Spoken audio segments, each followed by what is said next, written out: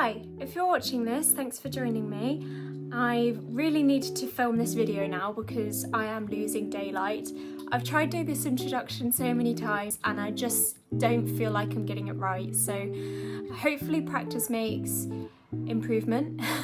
So I'm just gonna keep going, keep trying, and bear with me, and hopefully we'll get through this. So in this video, I want to talk about astrology, and I just want to introduce two things.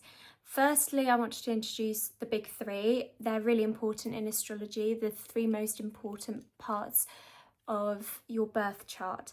And your birth chart is the second thing that I want to talk about. The big three, everybody has this in their birth charts, and most people know of their star signs. So really commonly people say, oh, what's your star sign? And you'd say Taurus or Scorpio or something like that. That is actually your sun sign, not your star sign. So that is to do with the zodiac that the sun was in at the time you were born.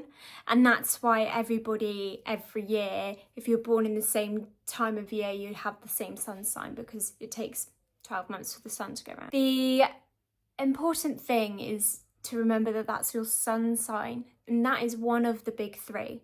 But there are two other key parts to everybody's birth chart that are just as important. The other two within the big three is where the moon was when you were born, which is your moon sign, and that can change quite frequently, and every couple of days the moon changes as which zodiac it's in, so that changes quite often. And then the final is what's called your ascendant or rising sign, and that is, if you think about you being born here and this is the horizon and it's the zodiac that's rising in the east at the time you were born, so it's the constellation, the zodiac that's coming up as you were born, that changes every couple of hours. So the exact time of when you're born is really important. I really think it's so important to know these parts of yourself to help you understand yourself. At least for me, it was huge when I found out I had a moon sign and an ascendant, and I felt like things just made so much more sense. I wasn't just a Capricorn, and I didn't have to just look at these very vague, blasé, strange horoscopes at the back of a magazine.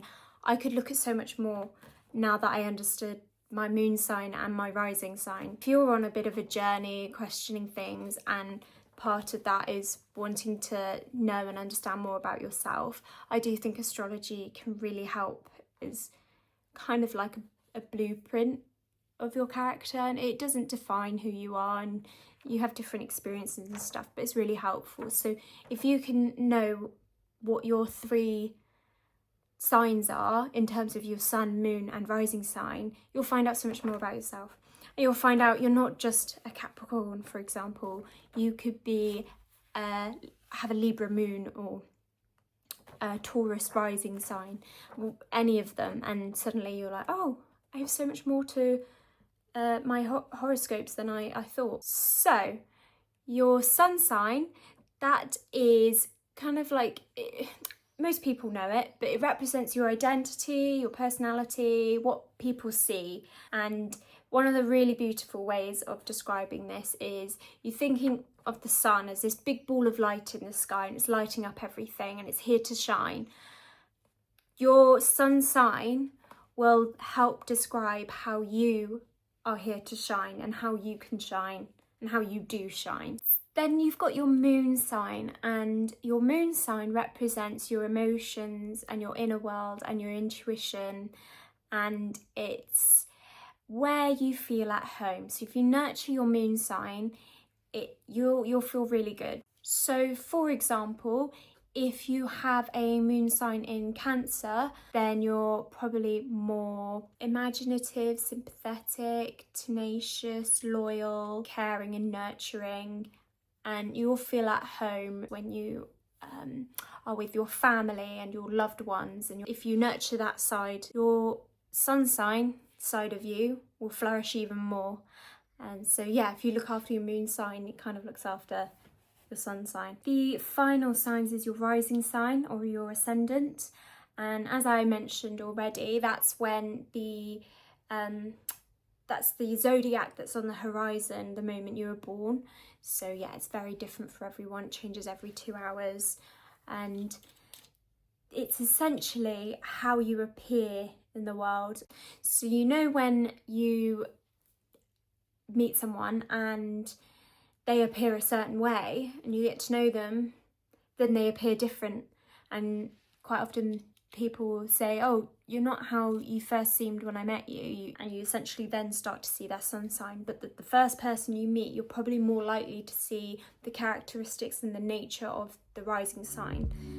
The second area that I want to talk about is your birth chart, and this is where you'll be able to find out what the big three are for you. Your birth chart is essentially a chart of the zodiac, so it goes from Aries all the way around to Pisces, and it's like this wheel, and it starts on the left, which represents the east, and that's your rising sign. So then you've got house 1 and 2 and 3 all the way around to 12, and the zodiac will also go around and it will sit on that wheel based on wherever your rising sign was at the time you were born. Then you've got all the planets dotted around on it, their locations, what signs they were in at the time you were born. And then if you imagine the moment you were born on Earth, you're at the centre of this wheel, and this is outer space around you, mapping out exactly where the sun was, the moon was, Jupiter, Pluto, Neptune, Mars, all of the planets. So your rising sign being the sign that's on the left, and then your sun sign, and then your moon sign. So this isn't telling you who you are and determining who you have to be, and it's not determining events in your life either. Everybody has different experiences and everybody has free will, so there's different ways to go, but your birth chart just really, for me personally, it really helped to understand myself and to understand the people around me. Now, to find where the big three are on your chart, I'll probably have my chart up on the screen. So you'll see to the left there is a little sign which is called a glyph.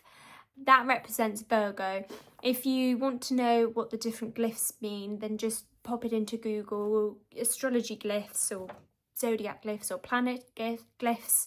The zodiac goes round in order like it does throughout the year. So Virgo, Libra, Scorpio, Sagittarius, Capricorn, and so on, all the way back round until it comes back to Leo in house 12 and then back to Virgo. And then the planets are all dotted around in positions at the time that I was born. So if you look down at 4th house, there is a round circle and a dot in the middle. That represents the sun, and for me that is in Capricorn, which is kind of like that sign that looks almost like a V and an S. And then if you keep going round, you'll get to house 7 and you'll see a crescent moon, and that's in Pisces. So my moon is in Pisces, and that's how I know what my big three are. So just to talk about the houses, they're always in the same place on everybody's chart. It goes 1, which is from the horizon, 2, 3, 4, 5, 6, all the way around to 12. Each house represents different areas of your life. So house 1 represents your physical appearance and the way you show up in the world. House 4 shows your home and family and your roots. House 7 shows you your relationships. House 10 is often your work attitude, so it's often connected to your career. So just pop it into Google and you can find out some more information. The other thing you could do is contact an astrologer that will give you a birth chart reading, and they're really, really great. It's an experienced, trained astrologer reading your chart and looking at all the different placements of all the different planets and also how they interact with each other, and they can give you a much better idea of what these things could mean. You will need your time of birth, date and location, and time is really important, and some people don't know the time of their birth. See if your parents know if you can, or look at your birth chart, or you can also contact a hospital if you really don't know and you really want to find out. I would just say, if you start looking into this, different astrologers can interpret things differently, and so it can be quite subjective. So yeah, hopefully that's helped and given a bit of an introduction to astrology. Why I think it's important personally is it's helped me to really ground in who I am and give me power. So it's given me a lot of confidence, which has been a huge thing on my journey in recent years. I think the biggest takeaway from this is that you can't just say, I'm a Taurus now, because you now know that you've got these other parts of you. You're not just a Taurus, and astrology is not that straightforward, and it's a lot more complex, and we're all complex. So hopefully that's been helpful. I'm hoping to do more astrology videos and talk a bit more about them, but I also want to make things a bit more interesting than just me sat here talking at you. But maybe this is the way it's going to work for me at the moment whilst I get used to making videos. If anybody ever wants to talk astrology, I'd happily talk about it. I'd talk about it all day, every day if I could, but I can't. So just drop me a message if you want to talk about it or have any questions. I'm also happy to talk about why I believe in astrology if anybody had any questions on that, because I appreciate it's really hard to prove, but I'd happily talk about why I believe in astrology. So you can always drop me a message if you wanted to know more on that as well.